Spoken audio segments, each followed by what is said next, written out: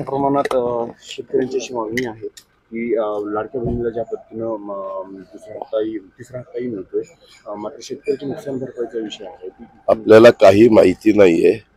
परवा दिवशी काल शेतकऱ्यांच्या करता 2,500 कोटी रुपये सोडलेले आहेत कापूस आणि सोयाबीनच्या संदर्भातले। इतर पण वेगवेगळ्या जे पैसे त्या ठिकाणी सोडणं चालूच आहे। पण 1 रुपयामध्ये पीक विमा उतरवलेला, त्या पीक विम्याच्या संदर्भात स्वतः कृषी मंत्री शिवराजसिंह चौहान साहेबांनी लक्ष घातलेलं आहे। धनंजय मुंडे त्याचा पाठपुरावा करतायत। शिवाय सगळ्यांचे पंचनामे करण्याच्या सूचना मुख्यमंत्र्यांनी, दोन्ही उपमुख्यमंत्र्यांनी, सरकारने दिलेल्या आहेत, कृषी मंत्र्यांनी दिलेल्या आहेत।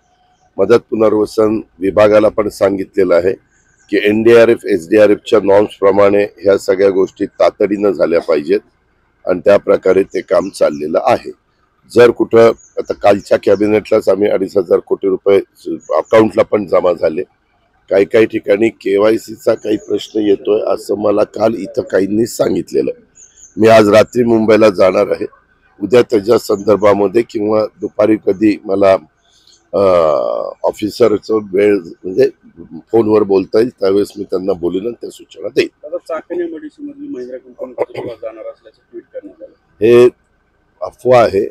सातत्याने महिंद्रा कंपनीने पण ते सांगितलं। काय झालंय, जशी जशी निवडणूक जवळ यायला लागलेली तसं विरोधक सातत्याने ही कंपनी जाणार आहे, ती कंपनी जाणार आहे। तुम्हाला टीव्हीच्या काही माध्यमामध्ये जाहिराती पाहायला मिळत असतील की कुठली कंपन्या आपल्याकडे येतात।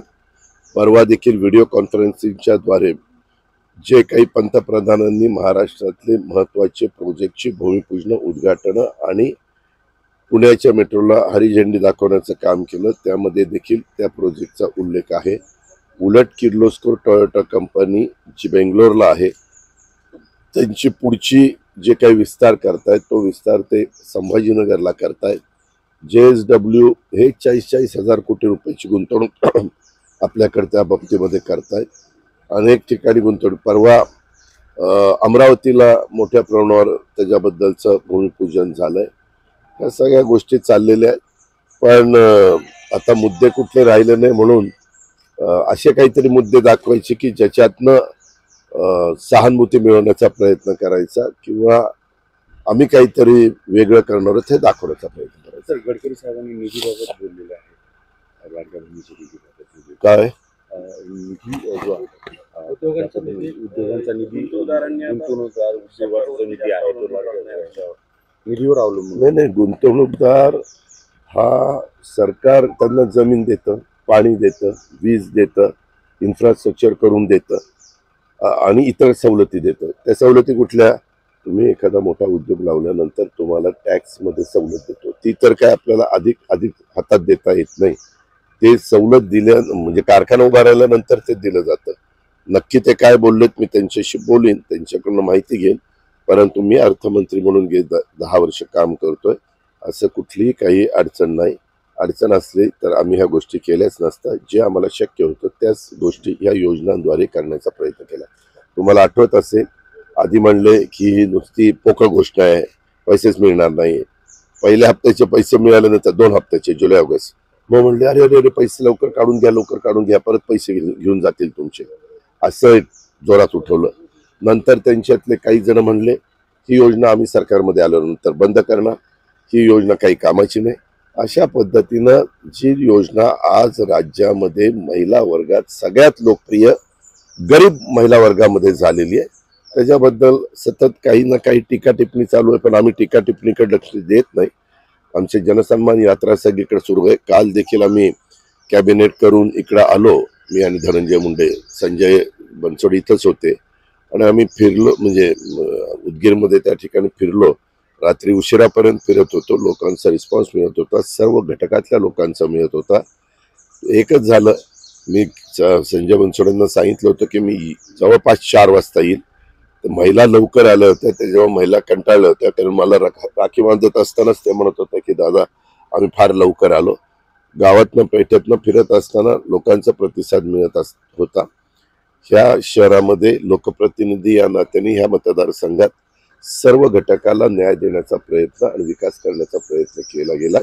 तुम्ही पत्रकार आहात, तुम्हालाही माहिती आहे की पूर्वी उदगीरमध्ये किती कामं झाली होती आणि ह्या 5 वर्षात 1 वर्ष विरोधी पक्षात, 1 वर्ष आमचं करोनामध्ये गेलं, 3च वर्ष मिळाली तरी तिथलं तहसीलदार कार्यालय, प्रांत कार्यालय, तिथली प्रशासकीय बिल्डिंग आता बारच्या करता म्हणजे वकिलांच्या करता बांधण्यात येणारी 1 कोटीची इमारत, वेगवेगळ्या घटकाकरता उभ्या केलेल्या इमारती, पंचायत समितीची इमारत, पोलिसांच्या इमारती, राहण्याच्या इमारती, रस्त्याची कामं, डिवायडरची कामं ही झालेलीच हे निर्विवादपणे तुम्हालाही मान्य करावंच लागेल. आणि मला अनेक जण सांगत होते, वेगवेगळ्या राजकीय पक्षाचे सांगत होते की दादा एवढा विकास झालेला आम्ही कधी बघितला नव्हता, इतका मोठ्या प्रमाणावर विकास, काही 1000 कोटी रुपयाचा निधी इथं आला, असं काय पोकळ आश्वासन दिले नाही. आम्ही आल्यावर हे करू, आम्ही आल्यावर ते करू, आम्ही आल्यावर असं करू तसं करू, आम्ही करून दाखवलंय आणि ते लोकांच्या समोर आहे, आपल्या सगळ्यांच्या समोर आहे. अहमदपूरमध्ये लोकसभेत राष्ट्रवादीने युती धरून पाळला नाही असं बोललं जातं, त्यामुळे मी माहिती घेतो कारण बाबासाहेब आमचे आमदार तिथले आहेत, ते माझ्या बरोबरच काल होते. आता हा असं म्हणला तर तसं म्हणला, मी तुम्हाला स्पष्ट सांगतो, मी तुम्हाला सकाळी 7ला वेळ दिली आणि मी सांगितलं होतं की मी बोलेन. तुम्ही काय करता, हा अमका अमका असं म्हणला, त्या तमक्याला म्हणण्याला काय अर्थ आहे? मी काय म्हणतोय, मी विकासाचं बोलतोय, मी केलेल्या कामाचं बोलतोय, मी आज इथं जे उभं राहिलं त्याच्याबद्दल बोलतोय. उद्याच्या काळामध्ये ह्या योजना चालू ठेवण्याच्या करता पुन्हा महायुतीचं सरकार आपण आणावं अशी विनंती मी मतदारांना करतोय, माझ्या मायमाऊलीला करतोय, माझ्या बहिणींना करतोय. आमचा पॉझिटिव्ह अप्रोच. मी काल भाषण ऐकलं असेल, एकाही विरोधकावर टीका केली नाही. मला टीका करण्याचं कारणच नाही. आमच्या इतक्या वेगवेगळ्या प्रकारच्या योजना आहेत. केंद्रामध्ये तिसऱ्यांदा नरेंद्र मोदी साहेबांचं सरकार आलंय, त्यांच्या सरकारचा पण आपल्याला फायदा राज्याला त्या ठिकाणी करून घ्यायचा आहे, तेही देतात. 100 दिवसात मी तुम्हाला लिस्ट दाखवतो. आपल्या इथं वाढवण बंदर 75,000 कोटीचं झालं की नाही, 1.25 लाख कोटीचं, म्हणजे भूमिपूजन होऊन कामाला सुरुवात. आपल्याकडं तिथं वंदे भारत ट्रेन सुरू झालं की नाही, आपल्याला आपल्याकडनं